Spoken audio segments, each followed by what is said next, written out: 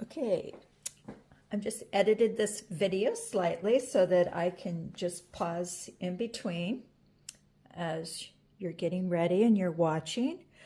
I want you to realize that I did sew the body up to about here, which gives you less than 6 inches to have to stitch up. Now, if you don't want me to have this open for you to have easy access to, really as a beginner, seeing what you're doing, maybe you're very comfortable with having a fully closed body and only work through this neck hole area here. If you're comfortable with that and you want me to stitch up the body completely, I won't do it like this, okay? So my first bodies that I'm made the tutorial for was to be an easy solution for so many people that have difficulty thinking of how they're going to stitch from the inside. And let me just show you, you already saw the beginning of my video, but so you saw how I had it open a lot more here. Now that I have it stitched up to about here, I want you to see how easy it still is for me to get my hand in here and, work with that. Now I want to show you the difference. Can get my hand, I can't get my hand all the way inside there, okay? So that means you're going to have to cinch things up. And let's just put a leg in here. So the leg would be in this position.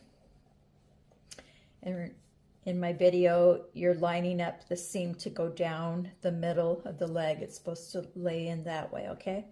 So to do this through the neck hole, if you didn't want it open, you would then reach in.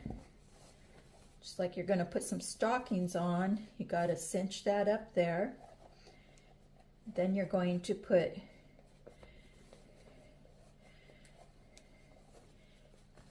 and then you're going to have to try, and this is for people that want to do it this way.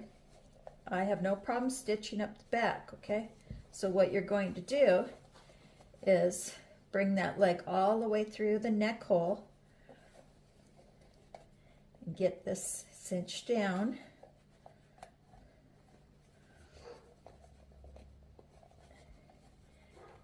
Get that around here, and then you line it up and you start stitching all the way around, and then when you're done you pull it out and you didn't have to stitch up the back, okay?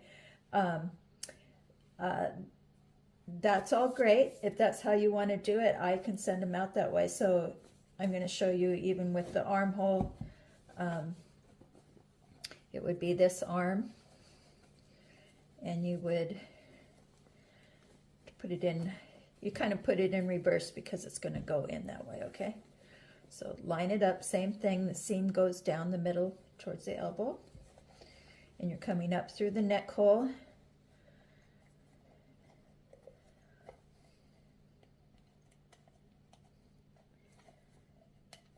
Okay, and then you follow the rest of my tutorial, stitching it all the way around.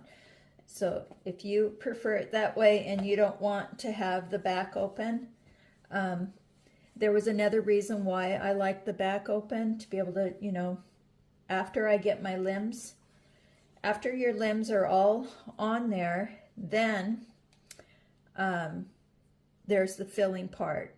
Now you could pre-fill your limbs before you start stitching, so at least you've got everything in there how you want it before you start stitching, and then you don't have to, fuss with trying to get your hand, in there. I guess you would cinch it back up again and fill your legs and everything, and then when it comes to filling the body, you fill it all through the neck hole.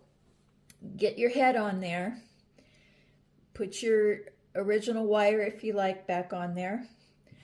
But then what if the next day you're like, God, I wish I would have been able to add more here or take out something here. The idea of my drawstring and putting the head on there and continuing to fill the inside or take out something, you don't have to take the head off. You can reach in there easily and readjust things. Later, a day or two later, after you know it is perfect, it's exactly how you want it to feel, you can slide the drawstring off, put whatever you want in there for your neck.